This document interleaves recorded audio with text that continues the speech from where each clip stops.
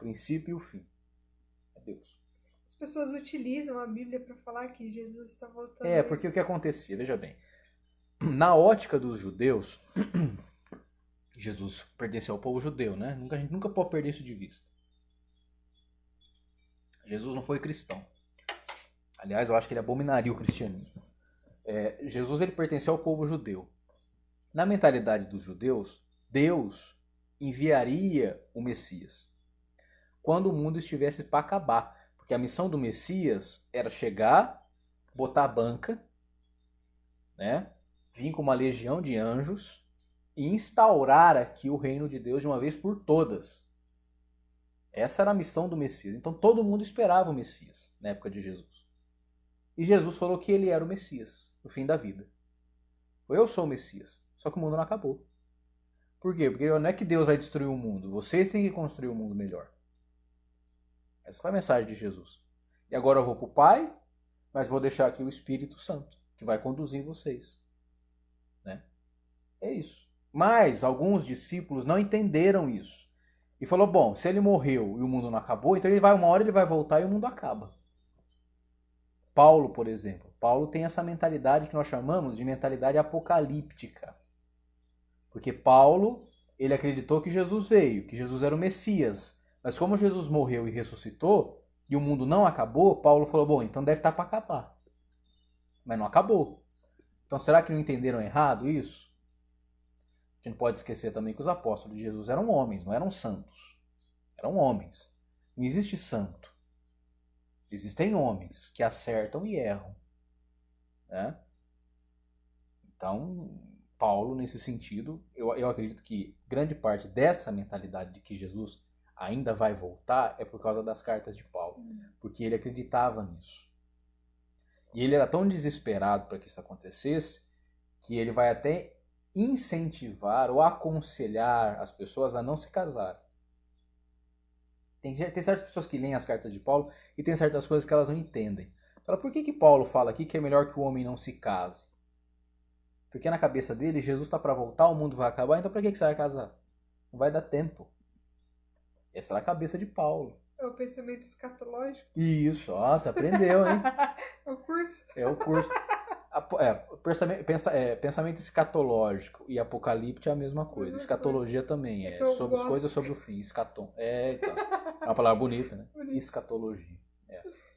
Claro que um dia o mundo vai acabar, mas a gente vai acabar antes. Podem ficar tranquilos. Todo mundo que está aqui me ouvindo vai acabar bem antes do mundo acabar. Apesar do desmatamento. O mundo vai acabar, mas é Deus que vai destruir o mundo? Claro que não. Sozinho, né? Sozinho a gente, né? A gente já está fazendo isso. Né? E nós, então, Bela, nós é que vamos nos encontrar com Deus quando nós partirmos daqui. E junto de Deus estarão todos aqueles que nós amamos e que já foram para lá, né? E aí a gente vai se reencontrar todos, né? Claro que não mais nas relações que nós temos aqui, né? Seremos todos irmãos lá. Vamos para... Temos mais 3 perguntas. Isso aí, pessoal. Tô gostando de ver. Vamos lá. Ariane Zenatti. Tá bom. Matheus, boa noite. Uma coisa que nunca conversamos. Ariane Zenatti. Deixa eu ver quem é. O pessoal do CIPS tá em peso aqui. A Ariane também, junto da Renata, trabalharam lá comigo no CIPS. Que bacana. Bom te ver aqui, Ariane. Tudo bem com a filhota? Teve bebê. Deve estar grandinha já a bebê dela, viu? Prazer tê-la aqui, uma alegria. Então, uma coisa que nunca conversamos. O que você pensa sobre a vida após a morte? Olha, Ariane, eu penso que Jesus pensou, tá? De mim você nunca vai ouvir coisa muito diferente do que Jesus falou, não, tá? Primeiro que é assim, isso é algo que nós não temos que nos importar, tá bom? Por quê? Porque se nós temos um princípio em nós que é espiritual, que nós chamamos de alma, e essa alma foi criada por Deus, é assim que nós pensamos, então é uma necessidade da própria alma a vida eterna. Entendeu? Então, de novo, nós não somos só um amontoado de carne e sangue, né? Nós temos uma alma espiritual e eterna, criada por Deus. Então é uma necessidade da própria alma sobreviver. Não é nenhuma questão de Deus ressuscitar.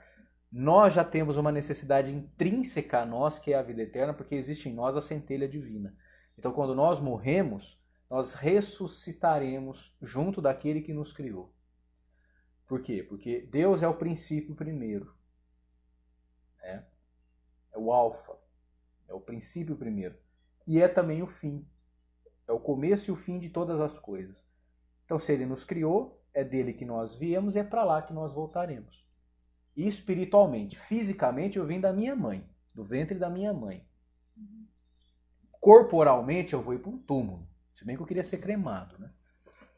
Quem sabe até lá tem que ter dinheiro. Mas assim, espiritualmente, corporalmente, eu vim do ventre da minha mãe e eu vou para a terra. Mas espiritualmente, eu vim de Deus e volto para Deus. E a gente não pode perder de vista de que Jesus nos diz que esse Deus é amor. E ele é pai. E um pai não desampara o seu filho, por pior que ele seja, né? Então eu penso o seguinte, que depois da morte nós temos a ressurreição.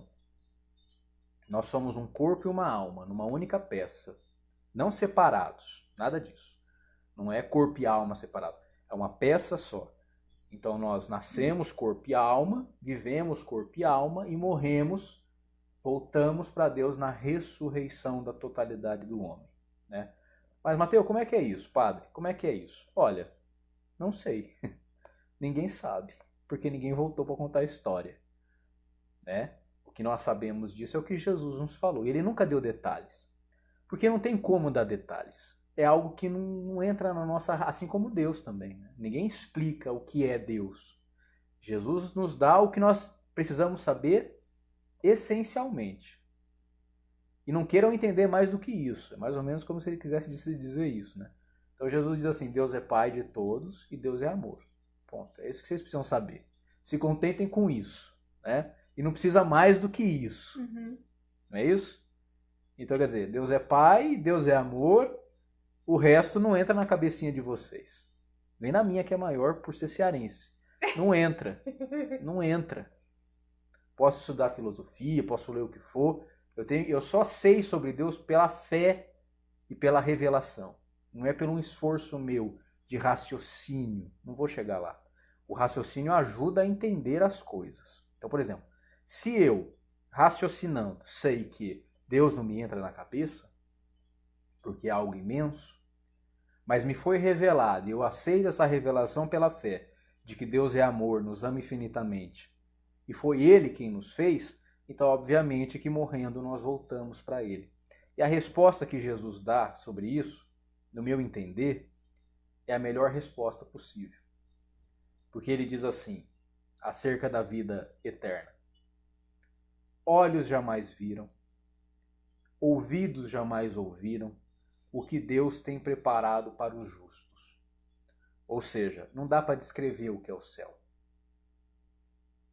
Então a resposta que ele dá é perfeita. Vocês nunca viram nada igual, vocês nunca ouviram nada igual. É uma surpresa. É isso. A vida eterna é uma surpresa. Eu gosto de surpresas, mas essa surpresa me dá um pouquinho de medo. Porque, veja, o resto, aí, o que vai dizer outras denominações, por exemplo, o Espiritismo, aí ele vai dizer que o céu é assim, assim, assim, tem hospital, a alma é acolhida no hospital. Veja, é tudo ideia do que acontece aqui, que a gente projeta para lá. Não, tudo errado. Reencarnação, tudo errado. O ser humano não reencarna. O ser humano é um ser único e irrepetível na história. Eu não sou um corpo e a minha alma veio de outro lugar e o que eu passo de ruim aqui é porque eu estou pagando por uma vida passada. Isso é absurdo, isso é irracional, isso é ilógico, isso é... Não é isso. O ser humano é um ser único na história. E nós, quando morremos, nós mesmos é que ressuscitaremos junto de Deus. Reencarnação, tudo errado.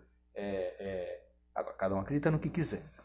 Mas na minha maneira de pensar, Jesus ressuscitou, não reencarnou. Amara. Somos induzidos o tempo todo a seguir um modelo para crer em Deus.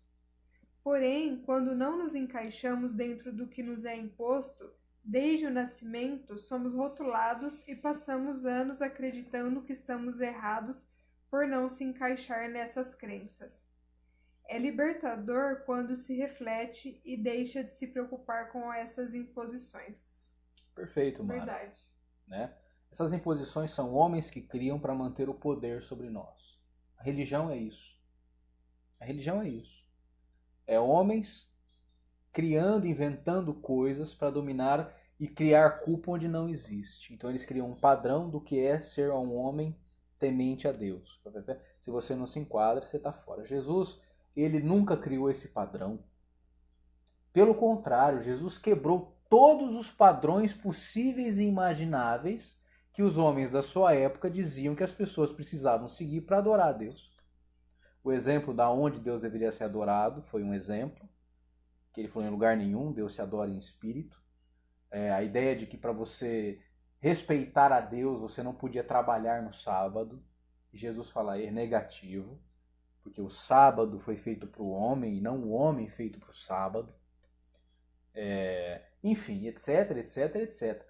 Jesus ele acolheu a todos, ao não judeu, ao pagão, à mulher, ao deficiente, enfim, todos. Jesus acolhia a todos. Eu gosto muito, Mara. Foi a Mara, né? Isso, foi a Mara. Eu gosto muito, Mara, daquela parábola que Jesus conta, que depois você procura aí no Evangelho, é a parábola do banquete. Eu acho essa parábola fantástica. Primeiro, antes de falar a parábola, eu vou dizer o seguinte. Na mentalidade do povo de Jesus, do povo judeu, você não podia sentar-se à mesa com alguém que não pertencesse à sua religião. Então o judeu só comia com o judeu. Se eu fosse um judeu rico, só comia com rico. Hoje também é assim. Se eu fosse um judeu pobre, eu só comia com pobre. Mas a ideia é você não sentar à mesa com alguém que não pertence à mesma classe social que a sua e não tem a mesma religião que a sua. São os padrões que os homens criaram, né? E aí Jesus conta uma parábola que é assim. Um rei deu um banquete. Resolveu dar um banquete. Mas um banquete, imagina um banquete de um rei. Imagina o que é um banquete real, né? E aí ele falou o seguinte, olha, eu vou chamar quem? Eu vou chamar meus convidados. O pessoal que trabalha aqui.